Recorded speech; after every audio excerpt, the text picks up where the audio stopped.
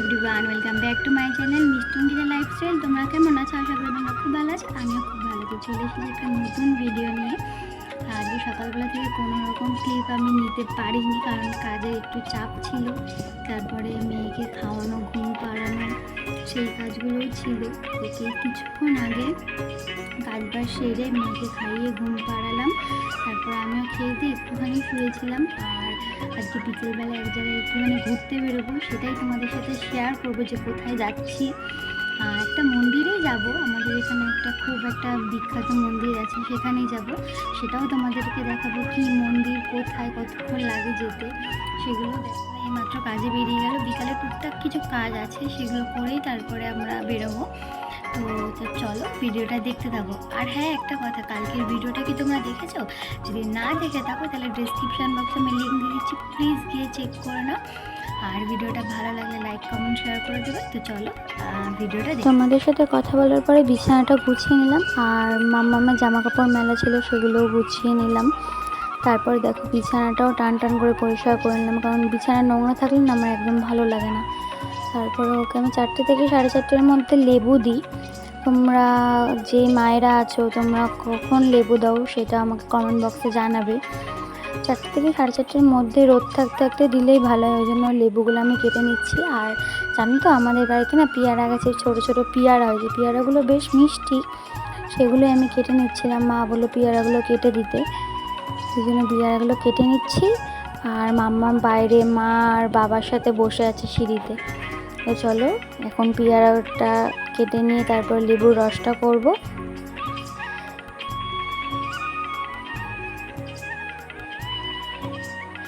আজকে লেবুটায় বেশ ভালো রস হয়নি, তাও যেটুখানি হয়েছে। ও রোজ রোজ না লেবুর রস খেতে চায় না, তাও ওকে এখন লেবু আর কাঁঠালি কলাটাই দিই। ওকে আর অন্য কোনো ফল আমি খাওয়ানো এখনও ধরিনি, তো সেইটাই দিই। দেখো লেবুর রস হয়ে গেছে, দিয়ে দেবো ওকে এখনই বাইরে গিয়ে। মানে ওকে দেবো না, মাকে দেবো, মা ওকে খাইয়ে দেবে।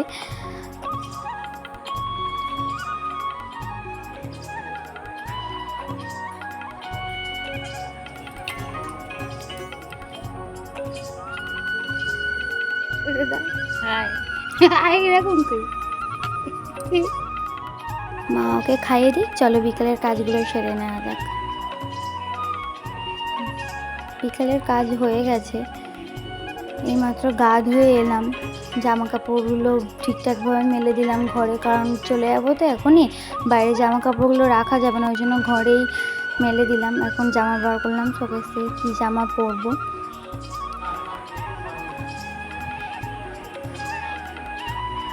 আর ওর জামাগুলো আমি ওর বাস্কেট থেকে বার করলাম। ছোটোখাটো জামাগুলো আমি বাস্কেটে রেখে আর ভালো জামা অন্য জায়গায় রাখি। জানো তো, এই জামাটা নৈহাটিতে গেছিলাম, নৈহাটি থেকে নিয়ে এসেছিলাম। দেখো জামাটার ফেব্রিকের কাজ করা, কি সুন্দর কাজগুলো, তাই না? এই জামাটা আমার খুব ভালো লেগেছিলো, ওই জন্য এক দেখাতেই পছন্দ হয়ে গেছিলো, নিয়ে নিয়েছিলাম। মেয়েকে এই জামাটাই পরাবো। তো বাদ বাকি যে জামাগুলো ছিল এগুলো আমি ভাঁজ করে নিচ্ছিলাম। আর মামা ওই ঘরে আছে, তাই মা বললো তুই রেডি হয়ে না, তারপরে মেয়েকে রেডি করে দিবি। তা আমি এখন রেডি হব। চলো ভিডিওটা দেখতে থাকো।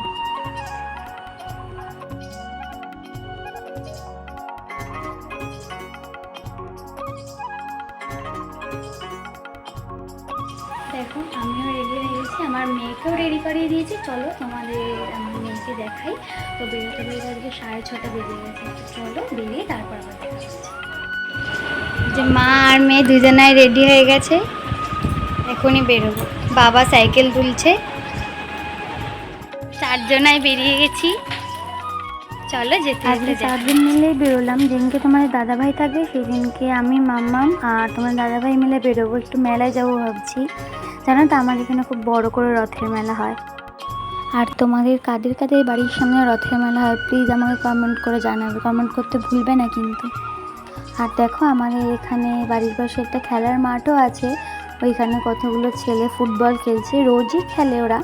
এটা একদম আমরা যে মন্দিরে যাচ্ছি ওই মন্দিরের পাশেই। আর আমাদের বাড়ি থেকে মন্দির হেঁটে যেতে 10 মিনিট মতো লাগে, আর যদি সাইকেলে বা টোটোতে যাই তাহলে 5 মিনিটও লাগে না।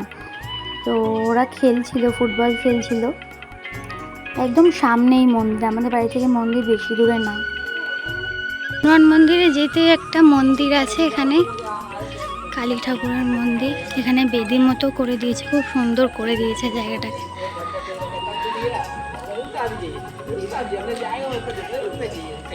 দেখো ভেতরে তোমাকে দেখাচ্ছি, করে দিয়ে খুব সুন্দর করে দিয়েছে মন্দিরটাকে। দেখো ভেতরে তোমাদের দেখাচ্ছি, মায়ের মুখটা দেখা যাচ্ছে না।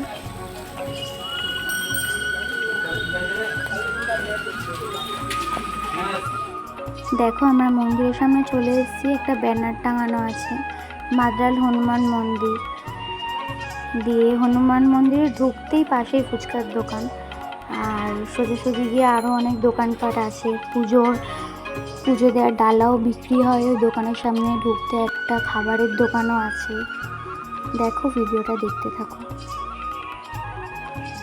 জানো তো আমাদের এই মন্দির অনেক পুরনো। আমি আমার ঠাম্মাদের কাছে গল্প শুনেছি যে আমাদের এই বজরংবলী ঠাকুর মাটির তলায় ছিল।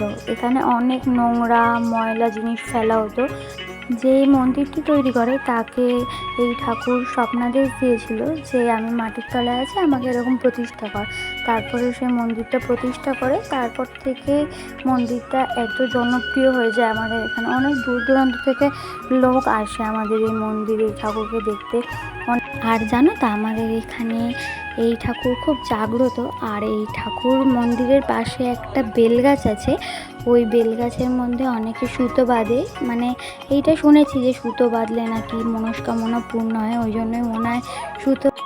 দেখো তোমাদের সাথে কথা বলতে বলতে মন্দিরের ভেতরেও ঢুকে গেছি। মন্দিরের ভেতরে ঢুকতে একটা গণেশ ঠাকুরের মন্দির আছে। এই গণেশ ঠাকুরের মন্দিরও রোজ রোজ পুজো হয়। আজকে পুজো হয়ে গেছে, আমরা অনেকটাই দেরি করে এসেছি। 6:30 পৌনে 7 নাগাদ আমরা এসেছি।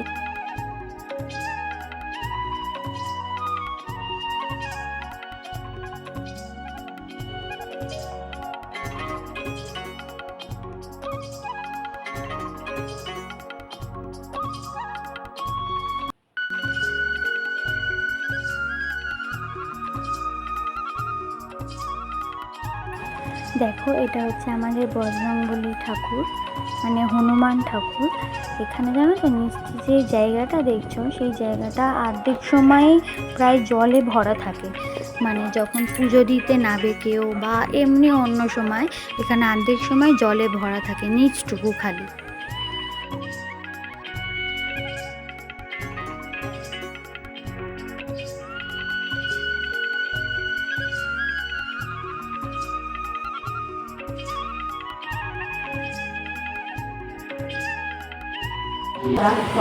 মাম্মাম হওয়ার পর ওর যখন 6 মাস বয়স ছিল তখন আমরা ওকে নিয়ে এসেছিলাম মন্দিরে। তখন ও হনুমান ঠাকুরের বুকের ওপরে ঠাকুরমশাই ওকে রেখেছিল যখন পুজো দিতে নেমেছিলাম ওকে নিয়ে।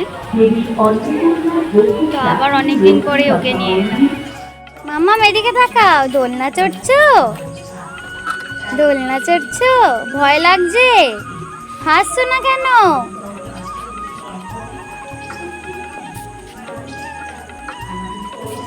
আমাদের ঘোরা হয়ে গেছে, এখন আমরা বাড়ির দিকে যাচ্ছি কারণ মাম্মামের ঘুম পেয়ে গেছে। চলো বাড়ি যাই, তারপর তোমাদের সাথে আবার কথা হচ্ছে। এইমাত্র বাড়িতে ঢুকে বসলাম। তো কান্নাকাটি করছিল যে লাস্ট ওখান থেকে চলেই আসতে হবে। খাওয়ার নিয়ে আসতে পারিনি, মেয়ে ওই ঘরে মায়ের কাছে আছে আর আমি এই ঘরে জামা কাপড় ছেড়ে এখন ওকে খাওয়াবো। ঘুম পেয়েছে, ঘুম পাড়িয়ে ভিডিওটা এই পর্যন্তই। ভালো লাগলে লাইক কমেন্ট শেয়ার করে দেবে আর পেজটাকে সাবস্ক্রাইব করে দেবে। টাটা, দেখা হচ্ছে আবার নেক্সট।